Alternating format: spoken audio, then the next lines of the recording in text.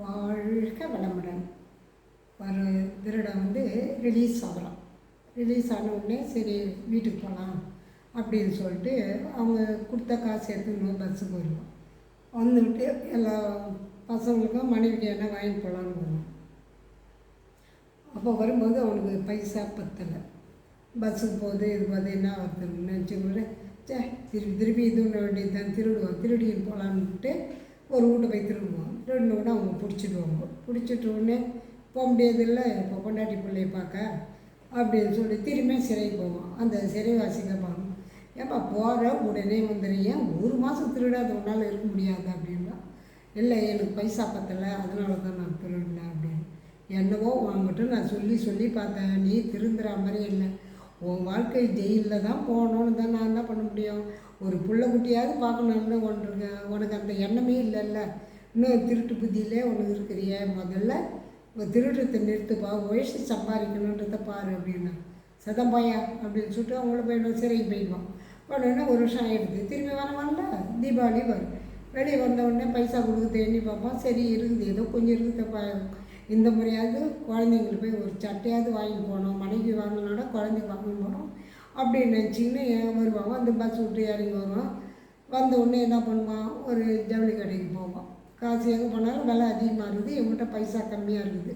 பார்த்தா எல்லாத்தையும் எடுத்து ஒவ்வொரு கடையாக பார்ப்பான். எந்த கடையிலும் எடுக்கிற மாதிரி இல்லை. இந்த கடையில் ஜனக்கூட்டம் அதிகமாக இருக்க இவன் என்ன பண்ணால் உடனே இது பண்ணுறான், திருட ஆரம்பிச்சிடுறான். ஏன்னா பைசா இல்லை. நாம் நியாயமாக இருக்கணும்னு ஒவ்வொரு முறையும் வெளியே வரோம். நமக்கு ஏன் ஆண்டவன் இந்த மாதிரி சோதனை வைக்கிறான் அப்படின்னு அவன் நினைக்கிறான். உழைச்சி சாப்பிட்ணுன்ற எண்ணம் அவனுக்கு இல்லை, திருடி தான் சாப்பிட்ணுன்ற அவன் பதிஞ்சிடுச்சு. அவன் நினச்சி செஞ்சு அது அவனோட இதில் பதிஞ்சு அதே செய்ய தூண்டுது. அந்த செயல்கள்லாம் நாடி நார்மலாக செய்ய தூண்டுது. அப்போ அது மாதிரி இருக்கும்போது அந்த கரடி ஜனங்க அதிகமாக இருக்குல்ல, அந்த இடத்துல சட்டையை எடுப்பான். சட்டையை எடுத்துன்னு டக்குன்னு மறைச்சிடுவான். மறைச்சி பையில் போட்டுப்பான். போட்டுக்கணுன்னே இதை ஒரு பையன் அங்கே பார்த்துவான். ஜவுளி கடையிலேருந்து பார்த்தோன்னே திருடன் கத்துவான். அப்போ சரி உடனே யாருன்னு பிடிச்சிடுவாங்க. பிடிச்சிட்டேன்னு அடிக்கிறதுக்கெல்லாம் இதுன்னாங்களா, இவங்க பிடிச்சி ஜெயிலுக்கு போடணும் அப்படின்னு சொல்லிட்டு, ஐயா நான் இப்போ தான்யா வந்தேன், நான் ஜெயிலேருந்து, தயவு செய்து என் குழந்தைக்கோசம் என்னை விட்டுடுங்கயான்னு.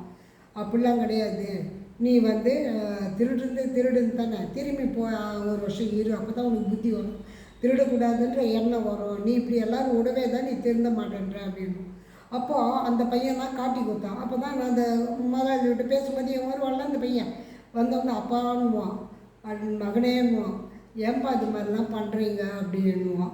இல்லைடா நான் உனக்குக்கோசம் தான்டா, நான் அம்மா கூட எதுவும் எடுக்கலை, உனக்கோசம் ட்ரெஸ் எடுக்குன்னு வந்தேன், காசு பத்தலைடா, எனக்கு இருக்கிறது காசு ஏற்ற மாதிரி பார்த்தா அங்கே விலை இல்லை அப்படின்னுவான். அப்போ முதலாளிகிட்ட அவன் சொல்லுவான், ஐயா இது எங்கள் அப்பா தான், எனக்கோசம் திருட மன்னிச்சிடுங்க, இனி திருட மாட்டார். ஐயா நான் இனி திருட மாட்டேயா, இனி உழைச்சி வாழ்கிறையா, உங்கள் ஜவுளி கடையிலே ஒன்றா கூட எனக்கு வேலை போட்டு கொடுங்க, நான் செய்கிறேன். பரவாயில்லடா, நீ திருடினாலும் உன் பையன் நேர்மையாக இருந்தான் பாரு, அதுக்கு தானே அவனை இந்த இடத்துல வச்சுக்கிறேன். சின்ன பசங்க நான் வேலை வாங்கக்கூடாது தான், இருந்தாலும் நீ வேறு ஜெயிலுக்கு போயிட்டான், அவன் சாப்பாட்டுக்கே இல்லை, அவன் முன்னாடி என்ன பண்ணுவான், அதனால தான் அந்த குழந்தைய நான் அங்கே வச்சேன். எவ்வளோ நேர்மையாக இருக்கிறான்னு தான் இவனுக்கு இது வரைக்கும் இங்கே வச்சுக்கிறது, அவன் படிக்கிறதுக்கும் நான் காசு கொடுத்துன்னு இருக்கிறேன் அப்படின்னா. ஐயா நீங்கள் ஜவுளி கடையில் கொடுக்கலனா கூட பரவாயில்ல, நீங்கள் நிலம் வச்சுட்டுருக்கீங்களே அதில் கொடுங்க, நான் உழைக்கிறேன், உழைச்சி நான் அந்த இது பண்ணிடுறேன், இனி நான் திருடலாம் மாட்டேன் அப்படின்னுவான். அப்படியா, ஒரு பையனால் திருந்துறேன்னு சொல்கிற பாரு, அதுவே நான் உனக்கு இந்த பையனை நம்பி தான் உனக்கு வேலை கொடுக்குறேன், இனி இந்த வேலை செய்யாது, திருடுற வேலை எடுக்கிற வேலை இல்லையா, இனி எதுவும் செய்ய மாட்டான். அவன் காலில் விழுந்து அந்த வேலைக்கே அவன் போய் செய்கிறான். அப்போ அந்த குடும்பம் நல்லா இருக்குது. அப்போ அப்பா யாரால் திருந்தினா, அப்பா திருடுனா இருந்தாலும் பையன் நேர்மையாக இருக்கிறான். அதுக்கு தான் சொல்கிறேன், ஒருத்தர் வீட்டில் ஒருத்தர் கெட்டவங்களாக இருந்தால் அந்த பையனை அவங்க அப்பா பேர் வச்சு உங்கள் அப்பா இப்படி இது மாதிரிலாம் பண்ணாங்க அப்படின்னு அந்த குழந்தை எதில் சொல்லாதீங்க. எந்த பெரியவங்களாக இருந்தாலும் சொல்கிறோம், தாய்மார்கள்லாம் சொல்கிறேன், தயவு செய்து சொல்லாதீங்க.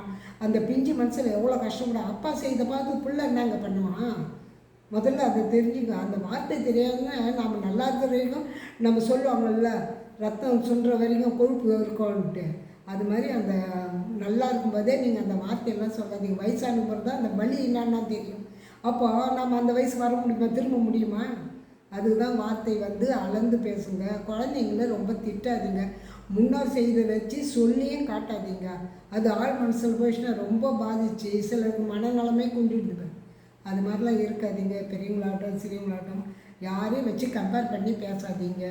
வாழ்க வளமுடன்.